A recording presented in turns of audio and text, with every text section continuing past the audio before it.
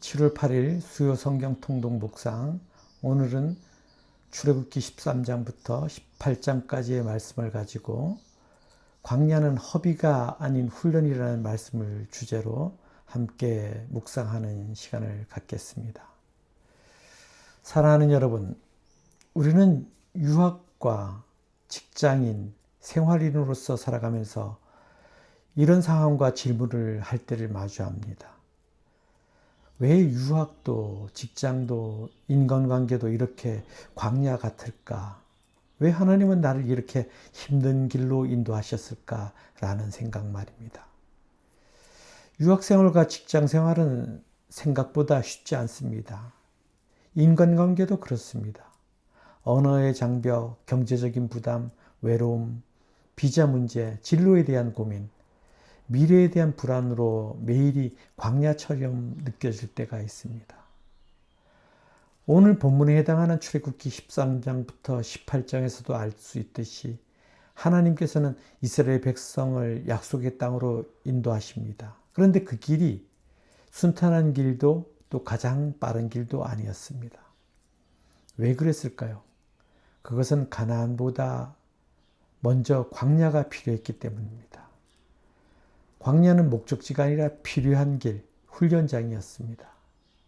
오늘 본문을 통해서 하나님께서 광야에서 이스라엘에게 무엇을 훈련시켰는지 우리가 함께 살펴보고 오늘 우리에게 적용하는 시간 되길 원합니다. 이스라엘은 약속의 땅으로 가는 지름길이 있었습니다. 블레셋 사람들이 사는 땅을 지나가면 빠르게 갈 수 있는 길이라는 거죠. 하지만 하나님은 그 길로 보내지 않으셨습니다. 성경은 이스라엘 백성들이 전쟁을 하게 되면 두려움으로 다시 애굽으로 돌아갈 것을 아셨기 때문이라고 말합니다. 대신 하나님은 낮에는 구름 기둥, 밤에는 불 기둥으로 인도하셨습니다. 하나님은 단순히 목적지만 알려주신 것만 아니라 함께 걸으셨습니다. 동행하셨습니다. 우리도 그렇습니다. 유학을 시작할 때는 모든 것이 계획대로 될 것 같은 기대가 있습니다. 빠른 길 말입니다. 학위도 그렇고 비자도 취업도 미래도 그렇습니다. 그런데 하나님은 우리의 계획과 다른 길을 허락하실 때가 많습니다. 있습니다. 이스라엘 백성들이 뒤쫓아온 애굽 군사들에 의해 몰살의 위기에 처하자 후회하고 원망합니다. 그때 모세가 하나님의 능력을 힘입어 홍해를 갈라 이스라엘 백성을 건너게 하시고 여호와께서 애굽 군사들은 모두 홍해에 수장시켜 버리십니다. 그 길이 돌아가는 길처럼 보였지만 하나님의 길은 가장 안전한 길이었습니다. 우리는 눈앞의 결과를 보지만 하나님은 우리의 미래를 보십니다.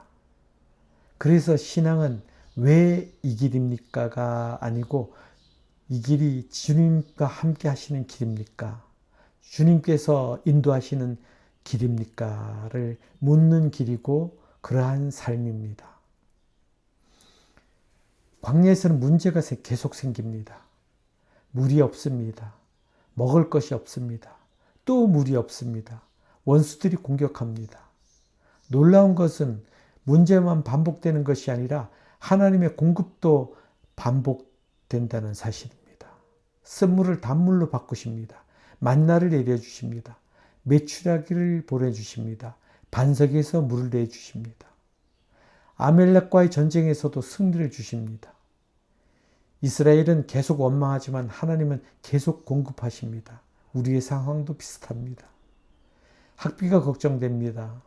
생활비가 부족합니다. 비자가 불안합니다. 취업이 불투명합니다.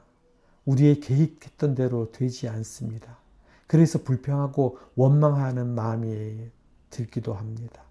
하지만 지나고 보면 그때도 하나님이 도우셨다라는 고백을 하게 됩니다. 하나님은 오늘도 우리에게 만나와 메추라기를 주시는 하나님이십니다. 흥미로운 것은 만나를 한꺼번에 주시지 않으셨다는 것이죠. 며칠치를, 1년치를 저장할 수 있도록 주시지 않으셨다는 거죠. 매일 필요한 만큼만 주셨습니다. 왜일까요? 매일 하나님을 의지하도록 하시기 위해서입니다. 그래서 믿음은 미래를 다 아는 것이 아니라 오늘 하나님을 신뢰하는 것입니다.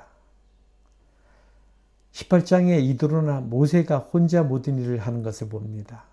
그리고 말합니다. 이대로 하면 지치고 백성도 지칩니다.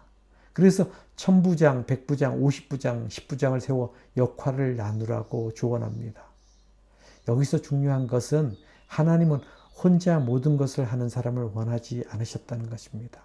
함께 책임지고 함께 섬기고 함께 공동체를 세워가기를 원하셨습니다.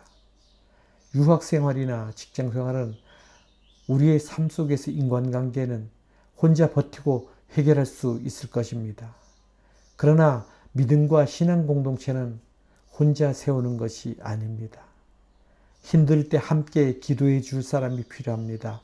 함께 슬픔을 나누고 기쁨을 함께 나누고 함께 말씀을 나누고 서로를 믿음으로 세워갈 공동체가 필요합니다.